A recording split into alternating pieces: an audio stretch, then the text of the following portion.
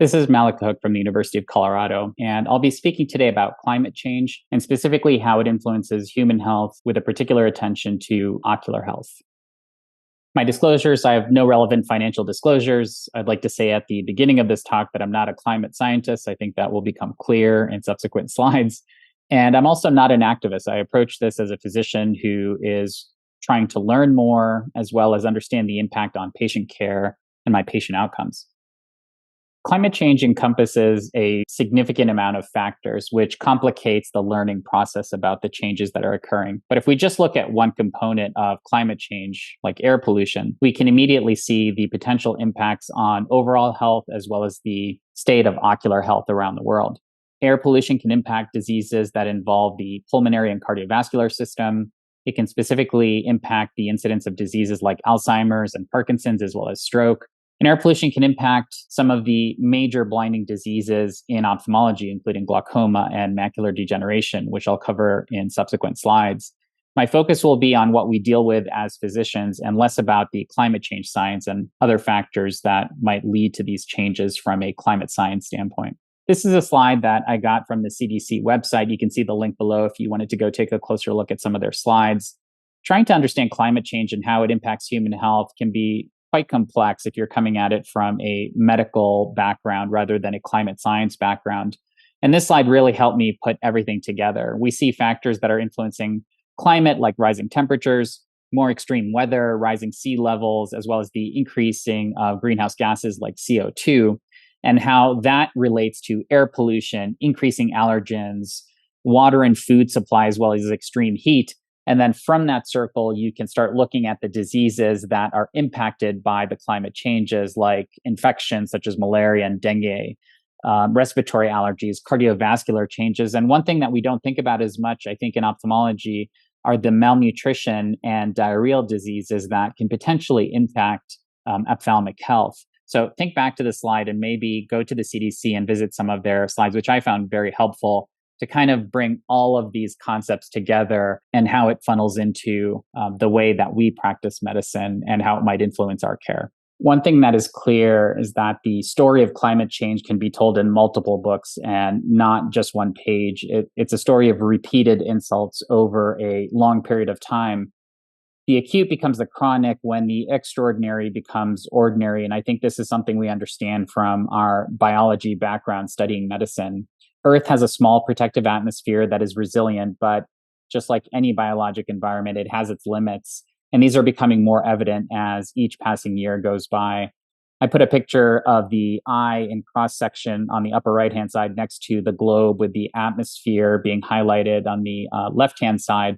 And it's striking to me the similarities between the two and basically how climate change is impacting the atmosphere with the potential influence that it might have on ocular health. I just thought it was a nice comparison to put side by side. One example here is that Hurricane Katrina was a devastating event. Now imagine a world where that uncommon event becomes common and how that might influence not just our environment, but also the health of our families and our patients. One of the good things that I see happening now is that our societies are starting to become more and more vocal. And this is one example where the delegates to the 2022 AMA annual meeting directed the AMA to protect patients by advocating for policies to, one, limit global warming to no more than 1.5 degrees Celsius, reduce US greenhouse gas emission aimed at carbon neutrality by 2050, which I think is a lofty goal, support rapid implementation and incentivization of clean energy solutions, and significant investments in climate resilience through a climate justice lens. And finally, develop a strategic plan for how we will enact our climate change policies, including advocacy priorities and strategies to decarbonize physician practices and the healthcare sector in general. Now, why is this an issue? It's an issue because the healthcare system impacts climate change significantly. The US healthcare system is responsible for 10% of the country's total greenhouse gas emissions, 10% of total smog formation, and 9% of ozone depletion. These are significant numbers. And if you just look at what we do in ophthalmology, phacoemulsification in the UK emits approximately 180 kilograms of carbon dioxide equivalents per surgery. This is similar to the emissions from driving an average US car for greater than 400 miles. I like it when some of these numbers are put into context with comparisons that we can wrap our arms around, but it's also frightening to think about how much waste we're putting into the system and how that might be impacting our environment. One of the quotes that I saw while doing research for this talk is from Dr. Venkatesh from Aravind Eye Hospital. He said, "There is no doubt that modern ophthalmic practice creates an unbelievable amount of waste on a daily basis." And I'll cover some of the information from Aravind towards the end of this talk. And I think this is one thing to keep in mind. We do have a significant amount of waste in ophthalmology, which gives us a significant opportunity to impact how we influence our environment, both locally and globally. I wanted to mention one thing that may not be a direct point-to-point line that we can connect with what we do in medicine, and that is the fact that increasing temperatures and loss of seasonality can lead to flooding and other downstream effects, leading to loss of employment, along with increased difficulty in traveling and access to care. So when we're thinking about how climate change can influence things, oftentimes we think about air pollution, heat, maybe an increase in allergens in the environment, but we don't necessarily think of some of the other factors that impact patient care, like simply traveling across roads that are no longer there because of flooding. This is just one example of how climate change will enhance the inequality in healthcare across the globe. I want to encourage you to not just think locally, where infrastructure challenges might be less than what we're seeing globally, where patients are already in positions where just getting to the doctor is extremely difficult. 8.9% of the global population cannot reach healthcare within 1 hour if they have access to a motorized vehicle. And you can increase that to 43% who cannot reach healthcare if they're doing it on foot, if they don't have access to a motorized vehicle. The climate impacts on health can be categorized into these three broad categories. One is direct impacts from increased frequency and severity of extreme weather events, including heat, that can lead to physical injuries, death, and mental health challenges. Number two is ecosystem-mediated impacts, such as through air pollution, shifting temperature, or precipitation patterns, that can alter prevalence and distribution of vector, water, or foodborne diseases and or impact health outcomes related to nutrition, and socially mediated effects that occur via impacts on social and human systems like increased poverty, migration, or conflicts, which can impact the ability to access care or negatively influence care-seeking behavior. So these are three very broad categories. We maybe think of the direct impacts a little bit more readily than looking at the ecosystem and socially mediated factors in general. So I would encourage you again to look more broadly at all three of these categories. So let's make this more concrete with examples from typical practices, typical surgeries that we perform in typical chronic diseases that we see in clinic. Let's start with cataracts, which is the most common outpatient surgery performed in the United States today. UV and ozone effects. There's a depletion of stratospheric ozone causing an increase in UVB radiation at Earth's surface. The exposure to UV radiation results in the release of pro-inflammatory cytokines, which then leads to an upregulation of T and B cells and dampening of cell-mediated immune responses. Exposure of the cornea and conjunctiva to high-intensity UV radiation causes photokeratitis as well as photoconjunctivitis. And prolonged exposure results in pterygium, pinguecula, and surface squamous neoplasia. I think these are all things that we intuitively understand from our ophthalmic training, but thinking of it in context of climate change, I think is helpful to understand the magnitude of the problem. UV light substitutes for oxygen, triggering harmful oxidative reactions in the lens, with long-term UV radiation exposure leading to cataract formation.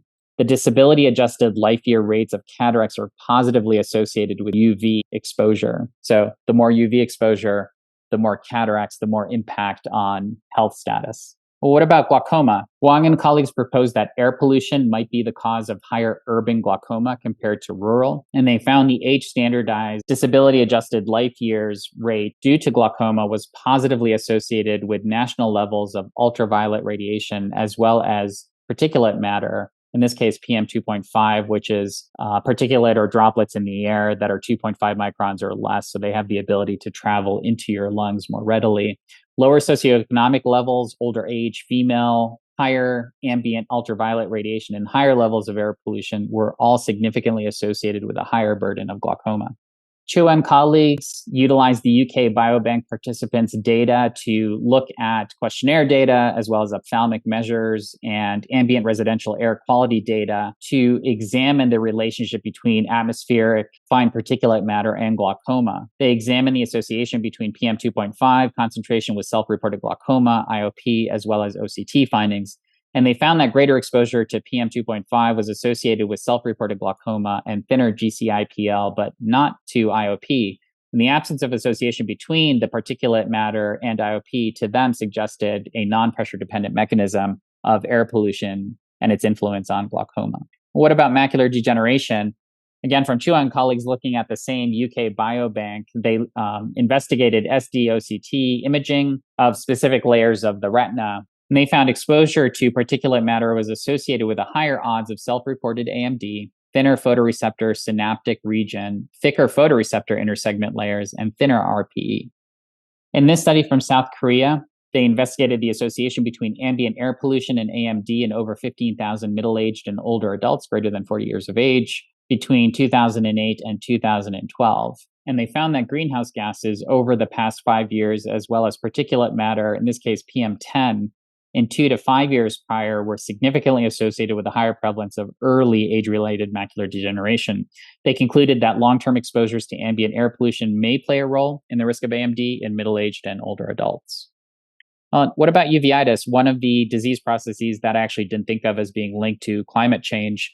We know that there are multiple infectious diseases that increase with the changing environment. And one example of that is dengue fever, which can be associated with multiple ocular pathologies, including anterior uveitis, retinal vasculitis, exudative retinal detachments, optic neuritis, and RPE disturbances. They concluded that the incidence of these complications will likely rise with the increased global warming and distribution of the vector that transmits the disease. There's also an association between temperature change and uveitis onset in mainland China. We know that some uveitis subtypes have seasonal patterns. So Tan and colleague combined the data from larger databases of uveitis cases with surface climate data.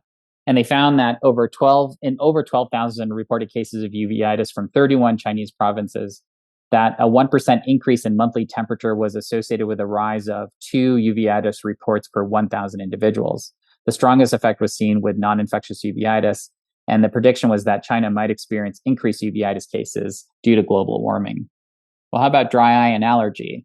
Climate change has caused shifts in all of the following: precipitation, more frost-free days, warming seasonal air temperatures, pollen season start and stop, and how much pollen plants create, as well as how much pollen is in the air in general. From this, you can understand why there is likely a connection between climate change and the length of the allergy season, as well as complaints that we are hearing and will be hearing more of from our patients.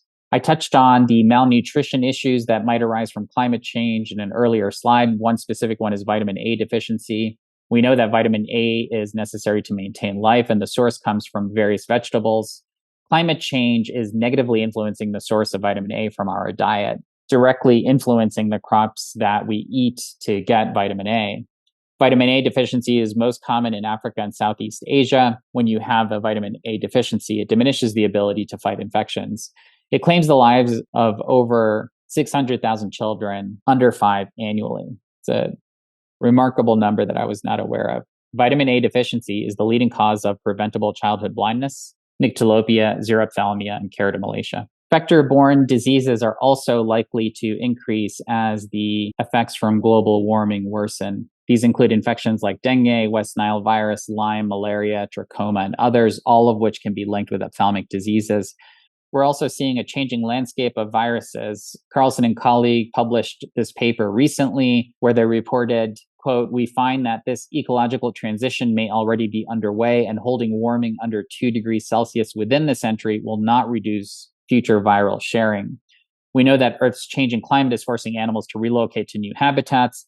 Species that have never coexisted with humans are coming into closer contact with our populations, and an estimated 40,000 viruses lurk in the bodies of mammals." This is a paper that I just read over the last 24 hours or so from Mora and colleagues, who's a researcher at the University of Hawaii. And they reported that 58% of infectious diseases confronted by humanity worldwide have been at some point aggravated by climatic hazards.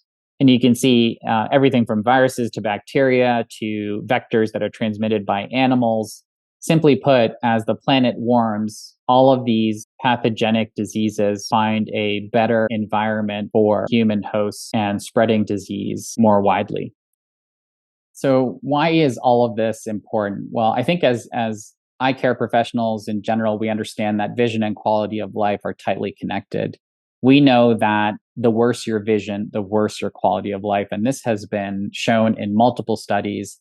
with direct comparisons to other systemic diseases like diabetes, coronary syndrome, and hearing impairment, with visual loss coming at the highest level of impact to the quality of life, whether it's loss of vision from glaucoma or macular degeneration or cataracts.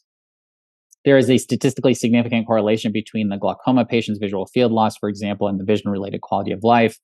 We also know that the quality-adjusted life year losses accumulate slowly at first and then tend to accelerate with worsening eyesight. Perhaps physicians can be powerful messengers by connecting healthcare status to environmental challenges. And I think this makes the problem more personal for each individual patient if we can tie climate change to their personal health, specifically to their visual health. We're more likely to connect with those patients so that they understand the greater problem at large. So what can we do? Let's close off this talk with a few slides on some of the things that we can do in our daily lives as well as in our practice. We know that the problem is not going away. If you look at all of the metrics of global population, energy use, tropical forest loss, increase in greenhouse gases, these are all on the rise with really no sign of decreasing despite the best efforts of individuals who are trying to spread the message about climate change. We can cultivate green culture habits with leadership commitment to sustainable practices. This can happen in academia as well as private practices. We can make green discussions part of all of our meetings. And I think our societies are starting to do a better job of this. We can work green culture habits into workspaces and standard operating procedures, signs to encourage recycling, clearly positioned recycling bins. We can start looking at different forms of energy, solar, recycling water, heating and cooling, as well as other alternative sources of energy. Only open what you need in the clinic and surgery. This is something that each individual can do on a daily basis starting tomorrow. Multi-use instruments when possible and with patient safety in mind. Sometimes we need disposable instrumentation, and when that happens, we can recycle those disposables. Cataract surgery waste has been covered extensively in our journals. We know that use of eye drops, tubing, packaging, phaco tips, gowns, and drapes are all excessive in nature. And I think there's a significant opportunity here for entrepreneurial companies to produce elements that you see here on this list that are disposable but recyclable. For example, can our gloves and gowns be more recyclable than they are today?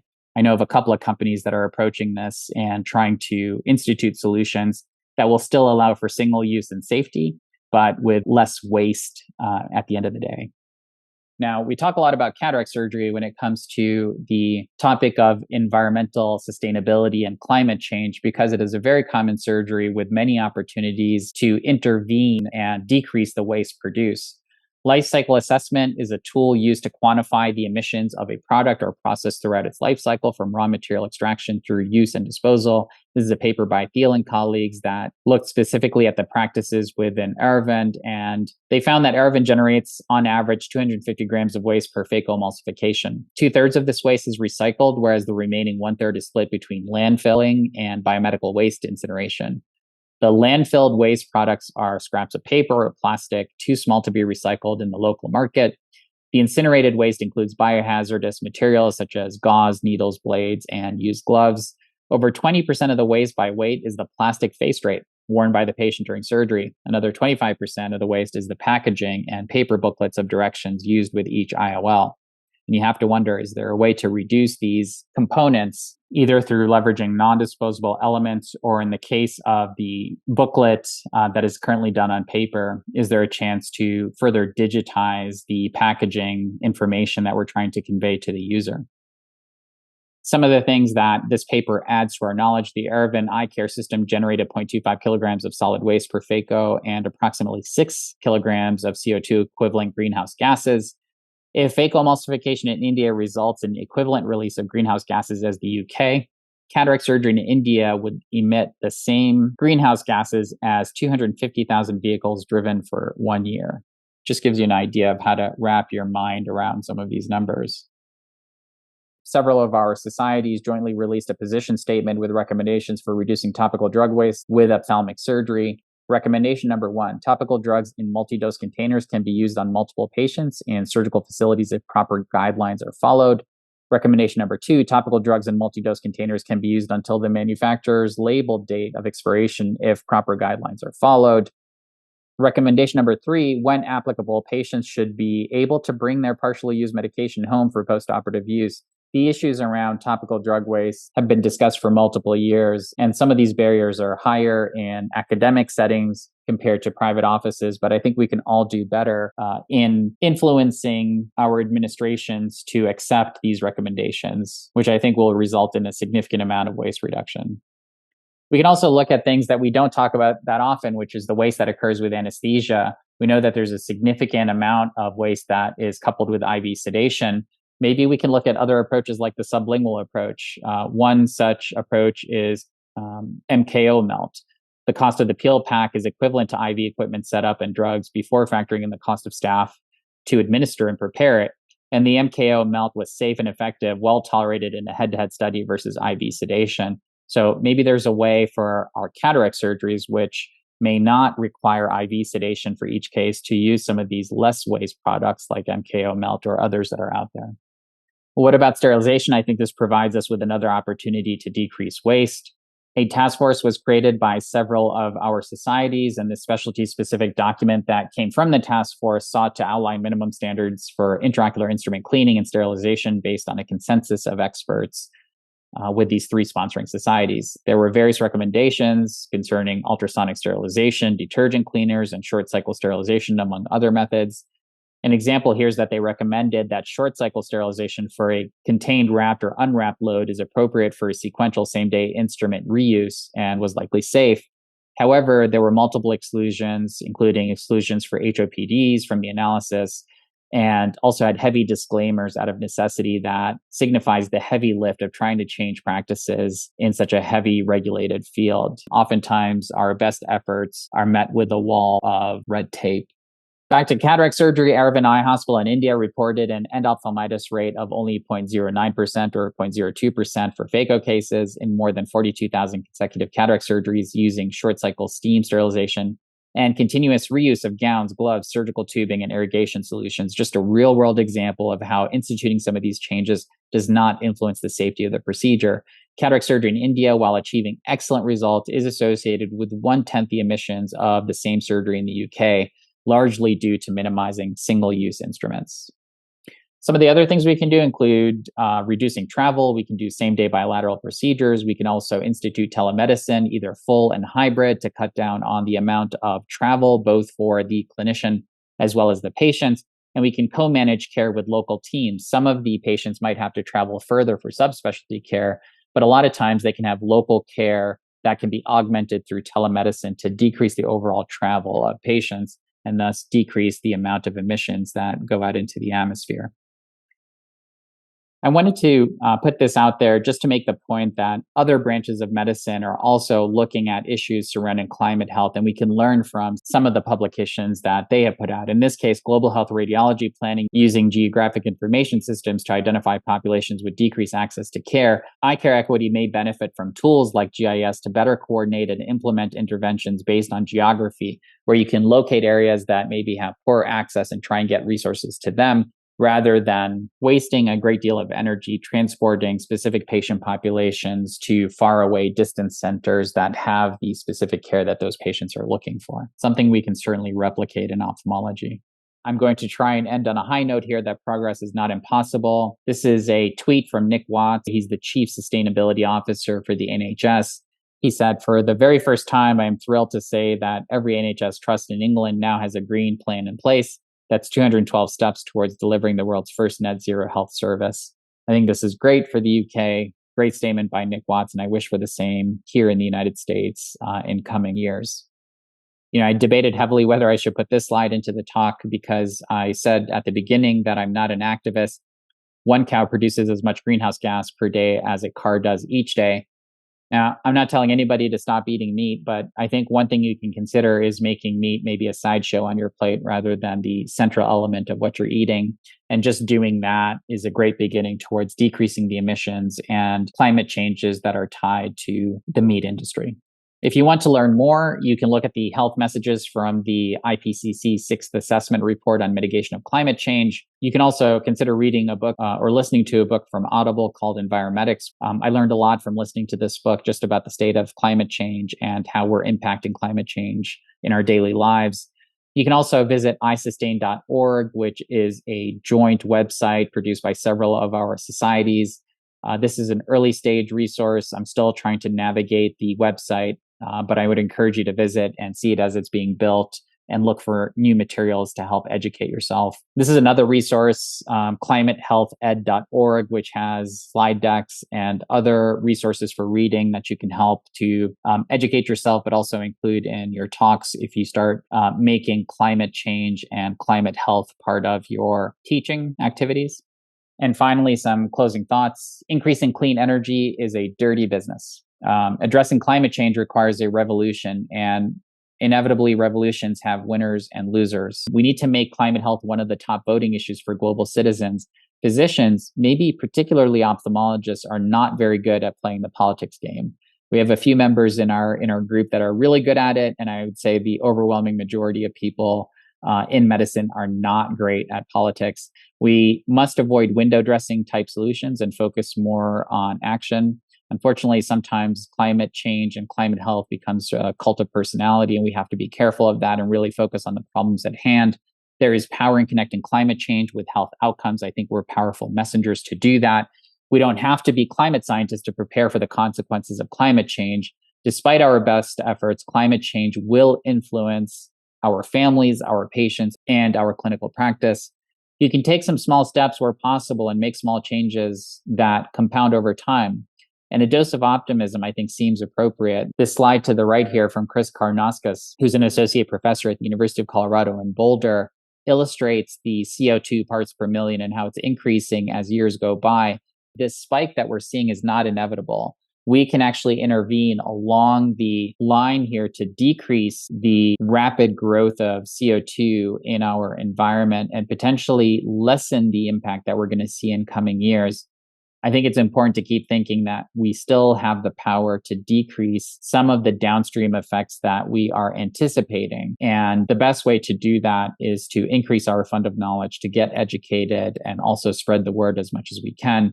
We should make climate health part of our personal and professional conversations.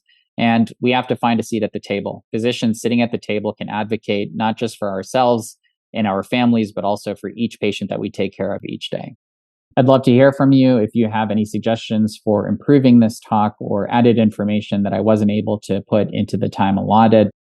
Consider visiting keogt.com for further educational material. This talk and many other educational lectures can be found on YouTube, Twitter, and Instagram. Thank you for your time.